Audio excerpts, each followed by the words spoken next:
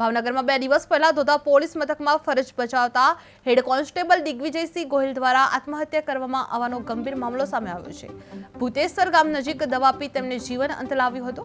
આ ઘટનાને લઈ મૃતકના પરિવારજનોએ પીએસઆઈ બીકે ગોસ્વામી પર ગંભીર આરોપ લગાવતા માનસિક ત્રાસના કારણે આ પગલું ભર્યું હોવાનું જાણવા મળી રહ્યું છે। મૃતકના પરિવારજનોમાં એક દીકરો અને એક દીકરી છે, જેમને પિતાની છત્રછાયા ગુમાવી છે। દિગ્વિજયસિંહ ગોહિલને ન્યાય અપાવવા તેમના બહેન દ્વારા ક્ષત્રિય સમાજને આહવાન કરવામાં આવ્યું છે। તેમજ જો જવાબદારો સામે કાર્યવાહી નહીં થાય તો કલેક્ટર કચેરીએ બેસવાની પણ ચીમકી આપવામાં આવી રહી છે। જે હેડ કોન્સ્ટેબલ આત્મહત્યા મામલે ગંભીર આરોપ લગાવવામાં આવી રહ્યો છે, જે પીએસઆઈ પર માનસિક ત્રાસનો આક્ષેપ લગાવવામાં આવી રહ્યા છે, જે પરિવારજનો દ્વારા ન્યાયની માંગ ઉઠવા પામી છે। કલેક્ટર કચેરીએ બેસવાની પણ ચીમકી આપવામાં આવી છે, જે બેસતાનો માથે પિતાની છત્રછાયા ગુમાવી છે।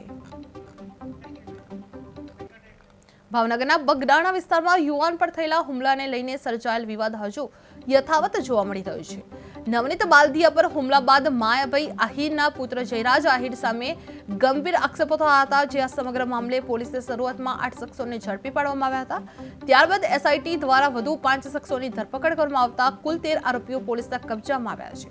એસઆઈટી દ્વારા આશરે 19 જેટલા લોકોની પૂછપરછ કરવામાં આવી હોવાનું પણ જાણવા મળ્યું હતું। મહત્વનું છે કે જયરાજ આહિરને અગાઉ આઈજી કચેરી ખાતે નિવેદન માટે બોલાવવામાં પણ આવ્યા હતા અને આજે ફરી એસઆઈટી દ્વારા બોલાવતા તેઓ એસઆઈટી સમક્ષ હાજર થયા છે। હવે આગળ શું કાર્યવાહી થશે તેની પણ ઉપર સૌની નજર રહેલી છે। જે બગડાણા હુમલા મામલે વિવાદ યથાવત જોવા મળી રહ્યું છે, જે કુલ 13 આરોપીઓ પોલીસના કબજામાં છે। એસઆઈટી દ્વારા 19 લોકોની પૂછપરછ હાથ ધરવામાં આવી છે અને જયરાજ આહિર ફરી એકવાર એસઆઈટી સમક્ષ હાજર થયા છે, જે આગળની કાર્યવાહી પર સૌની નજર જોવા મળી રહી છે। બગદાણા પોલીસ સ્ટેશનમાં જે ગુનો નોંધાયેલો છે, આપ લોકો જાણો છો, અત્યાર સુધીમાં સીટે પહેલા શરૂઆતમાં 8 આરોપીઓની ધરપકડ કરવામાં આવી હતી અને બાકીના કેટલાક આરોપીઓની પણ ધરપકડ અત્યારે કરવામાં આવી છે।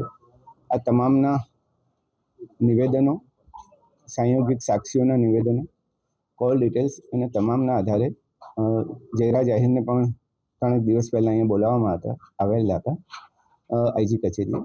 એમની પૂછપરછ ચાલેલી હતી અને ત્યારબાદ પણ બીજા 2 આરોપીઓની ધરપકડ સીટે કરેલી હતી અને તમામ પુરાવાઓને અત્યારે ધ્યાને લેવામાં આવ્યા અને આજે સવારથી જ એસઆઈટીએ સાથે તમામ પુરાવાઓની ચકાસણી કરી હતી અને ચકાસણીના અંતે કેટલીક બાબતો સ્પષ્ટ કરવા માટે જયરાજ આહિરને ફરીથી અત્યારે સમન્સ પાઠવવામાં આવ્યું છે અને સમન્સના આધારે તેમની પૂછપરછ બાદ તમામ એસઆઈટીની ટીમને ચોક્કસપણે લાગ્યું છે કે આમાં પ્રાથમિક પુરાવા પૂરતા છે કે જેમાંથી જયરાજ આહિરની અમે ધરપકડ કરી શકીએ, એટલે આજરોજ એમની ધરપકડ કરવામાં આવી છે। કેવા પ્રકારના પુરાવા જયરાજ આહિર વિરુદ્ધ મળ્યા છે જેને લઈને ધરપકડ કરાઈ છે? શરૂઆતના તબક્કામાં જ્યારે એસઆઈટીએ આ તપાસ કરી હતી ત્યારે પણ કેટલાક પુરાવાઓ જે હતા જેની મોલવણી અમે કરવામાં આવી હતી અને ત્યારબાદ જે 8 આરોપીઓની ફર્ધર પૂછપરછ કરવામાં આવી એમાં પણ કેટલીક સંડોવણીઓ જણાવી હતી અને ત્યારબાદ બીજા 2 આરોપીઓની ધરપકડ કરવામાં આવી। એના પછી પણ 2 મહત્વના સાક્ષીઓના નિવેદનો પણ લેવામાં આવ્યા અને અન્ય ટેકનિકલ પુરાવો પણ પ્રાપ્ત થયો છે કે જે એફએસએલની વેરિફિકેશન માટે જરૂરી છે, પણ એ પુરાવો પણ અમે ધ્યાને લીધો છે। જયરાજ આહિરનો સાહેબ આમાં રોલ શું છે? જે જયરાજ આહિરનો રોલ તમે જે પૂછો છે એ પ્રમાણે છે કે ઘટના તમે જાણો છો કે બુટલેગરે હુમલો કર્યો અને કોઈ બાતમીના આધારે સત્ય દેખાઈ રહી નથી। એકચ્યુઅલી જે આરોપીઓ જે છે રાજુ, નાજુ અને અન્ય લોકો પણ એ પણ જયરાજ આહિરના સંપર્કમાં પહેલેથી જ હતા અને મોટાભાગે એ તમામનું અને જયરાજ આહિરનું પોતાનું પણ રોષ હોવાનું કારણ સ્પષ્ટ થયું છે।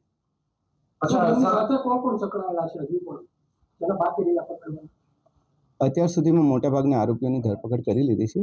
ટેકનિકલ ડિટેલ્સના આધારે પણ શક્ય છે કે કેટલાક આરોપીઓ હજુ મળી શકે અથવા તેમના પુરાવા અમારે વેરીફાઈ કરવા પડશે। તત્કાલીન પીઆઈ ડીવી ડાંગરનો શું આમાં બેદરકારી ભર્યો રોલ છે? એ હજી અંતરંગ વિષય છે, આંતરિક વિષય છે। અમે તપાસ કરી રહ્યા છીએ કે ખરેખર શું થયું હતું એ વખતે। હાલ પૂરતું અમારું ફોકસ ઇન્વેસ્ટિગેશન પર હતું। ઓલરેડી જે આપણે કલમો દાખલ કરી છે 120B પણ દાખલ કરી છે, 307 પણ જૂની કલમો જે દાખલ કરી છે આપણે એ મુજબનો ગુનો દાખલ કરવામાં આવ્યો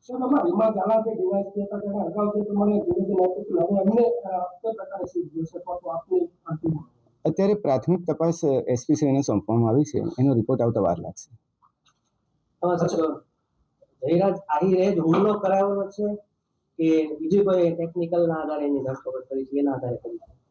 પ્રાથમિક માહિતીઓ, નિવેદનો કોલ ડિટેલ્સ, એકબીજાના લોકેશન્સ, એકબીજાના સંપર્કોને આધારે તમામ લોકો આ હુમલામાં સંડોવણી ધરાવે છે. અચ્છા સાહેબ, આરોપીઓ છે તે માર મારતી વખતે વિડીયો કોલ કર્યો હતો. કોને વિડીયો કોલમાં બતાવી રહ્યા હતા? વિડીયો કોલની તથ્યો તપાસવા માટે અમારે આઈપીડીઆર મંગાવવું પડે અને આઈપીડીઆર અમે માંગ્યા છે, આવતા વાર લાગશે, ત્યાર પછી સ્પષ્ટ થશે. અચ્છા સર, એવી પણ માહિતી છે જે દિવસે રિકન્સ્ટ્રક્શન કરવામાં આવ્યું હતું ત્યારે બે શખ્સો છે તે થેલો ભરીને પૈસા લાવ્યા હતા અને મોબાઈલ લાવ્યા હતા. પોલીસ એવું કહી રહી હતી કે અમે જ બોલાવ્યા છે. તો આ મોબાઈલ શું બદલાવી નાખ્યા છે? કેટલીક વાતો જે આવી હતી મેં વેરિફિકેશન કર્યું હતું અને તમામના સાચા મોબાઈલ અમે રિકવર કરી લીધા છે. અચ્છા સાહેબ, જયરાજ આહિરનો સાચો મોબાઈલ છે તે મહુવાના કોઈ વ્યક્તિ પાસેથી મળ્યો છે? ના, હજુ એવી ડિટેલ અમારી પાસે નથી. કેટલા દિવસ વીતવાનું કારણ શું? 26 દિવસ પછી ધરપકડ? તમામ પુરાવાનું અમે ધ્યાન લીધેલું હતું. પહેલા 4-5 દિવસ જે 2-3 દિવસની તપાસ ચાલી, ત્યારબાદ ફરીથી અમે તમામ તથ્યોને રિકન્સ્ટ્રક્શન અમારી રીતે કરેલા હતા.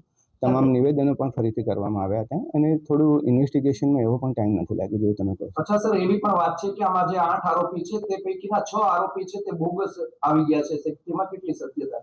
એ હજી સુધી તપાસના તથ્યો અમે ચકાસી રહ્યા છીએ, એવું હજી સુધી નીકળ્યું નથી. સાહેબ, પ્રાથમિક તપાસમાં એવું લાગી રહ્યું છે કે જે ડીવી ડાંગર છે તત્કાલીન પીઆઈ તેમજ જે ડીવાયએસપી હતા તત્કાલીન રીમાબા ઝાલા તેમની આમાં છે તે બેદરકારી છે.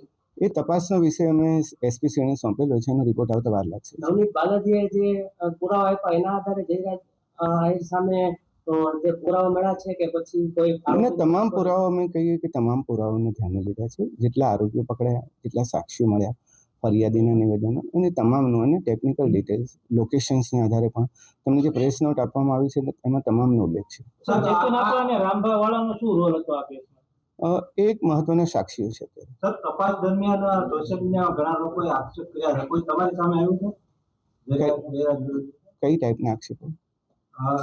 જે માર માર્યો હોય, મકાન પાડી દીધા હોય, ધાક ધમકી આપી હોય? અમારી પાસે એવા કોઈ મહત્વની સાહેબ વાત એ હતી કે આટલા સમયગાળા દરમિયાન સોશિયલ મીડિયામાં વૈમનસ્ય ફેલાવેલી ઘણી બધી પોસ્ટ વાયરલ થઈ હતી. તો એ માટે પોલીસે કઈ કાર્યવાહી કરી હોય અથવા કરવાના હોય, કારણ કે બે સમુદાય વચ્ચે એસઆઈટીનું કામ અત્યારે સઘન તપાસનું હતું. અમે એસઆઈટીની રચના ઓબ્જેક્ટિવલી ફક્ત ને ફક્ત તપાસના તથ્યો પર ધ્યાન રાખવાનું હતું. લોકલ પોલીસ ડેફિનેટલી કાર્યવાહી કરશે. પરિવાર આરોપીના પરિવારજનો જણાવ્યું હતું કે તેમના ઘરે પોલીસ અધિકારી પણ ગયા હતા.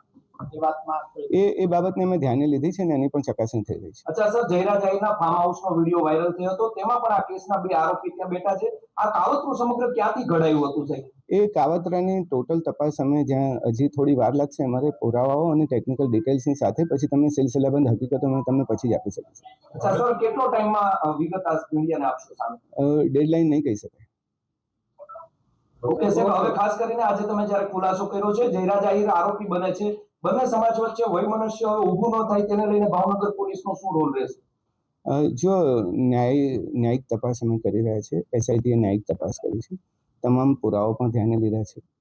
આક્ષેપો પ્રતિ આક્ષેપો તો થતા રહે છે, પરંતુ હજી સુધી એવું કોઈ વૈમનસ્ય ઊભું થાય એવું જણાયેલું નથી. અને છતાં પણ આ પ્રકારનું થાય તો અમારી અપીલ છે કે આ પ્રમાણે સોશિયલ મીડિયાનો ગેરઉપયોગ કેટલાક લોકો ના કરે. સર, એવી પણ આજ સવારથી ચર્ચા ચાલી રહી છે, કોળી સમાજ છે તે 1 તારીખે મહાસંમેલન બોલાવે છે, જેને લઈને આજે એસઆઈટીને સરકાર દ્વારા આદેશ આપવામાં આવ્યા છે કે જયરાજ આહિર સામે પૂરતા પુરાવા હોય તો તેની ધરપકડ કરવી. મેં પહેલા જ જણાવ્યું કે એસઆઈટીનું કામ સઘન તપાસનું હતું, ઓબ્જેક્ટિવિટી તપાસમાં રહી એના માટે અમે કામ કરતા હતા અને એટલા જ માટે લોકલ પોલીસની સામાજિક પરિસ્થિતિનું આકલન કરી એમને ફ્રી રાખવામાં આવી હતી અને અમારા તપાસના તથ્યો પર અમારું આધારિત હતું. એટલે બાહ્ય પરિબળો અથવા બાહ્ય વાતાવરણની એસઆઈટીની તપાસ પર કોઈ અસર નથી. સર, કેટલા ડિજિટલ પુરાવા, સંયોગિક પુરાવા અત્યાર સુધીમાં જે 18 દિવસ આજે થયા છે એસઆઈટીની નિમણૂક થઈ તેમાં સામે આવ્યા છે? સીડીઆર અમે બધા મોબાઈલને પ્રાપ્ત કર્યા છે. તમામ આરોપીઓના, મોટાભાગના આરોપીઓને એક સિવાયના તમામ આરોપીઓના મોબાઈલ પણ પ્રાપ્ત કર્યા છે. કેટલાક રેકોર્ડ પણ મેળવ્યા છે.